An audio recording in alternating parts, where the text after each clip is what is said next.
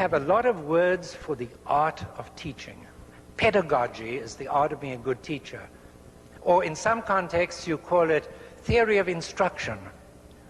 In ed schools, they often call it methods, and everybody knows that means methods of teaching. So if you want to improve your art, the art of teaching, there are courses you can take, there are books you can read. Lots of people are concerned with that. But what is the name for the art of learning? Where do you go to be a better learner, to learn how to do this? What books are there? There aren't. There are very few. There's no word for the art of learning that stands to learning like pedagogy stands to teaching. And I think this reflects an old attitude built into our very language about the nature of education. You teach something to somebody.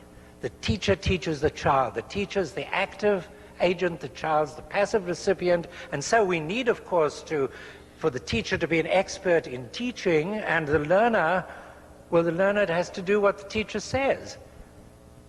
And it's significant that even the books on active teaching, on open education, on constructivist learning, they're all directed to the teacher. They tell the teacher how to set up an environment where children will do this or that. They are not addressed to the learner.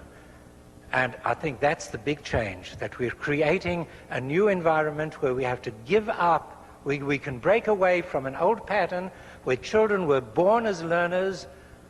They learnt from their own energy until they went to school. When they went to school, the first thing they had to learn was to stop learning and to begin being taught. And I think that's what we need to turn around, and I think the technology, which can go in both directions by making instructionism more dominant or by opening the doors to constructionism, to making everybody a learner, teachers and children together. And that's the vision that I get from thinking 10 years ahead or 20 years ahead of what's got to happen, and applying that to what to do tomorrow. Thank you.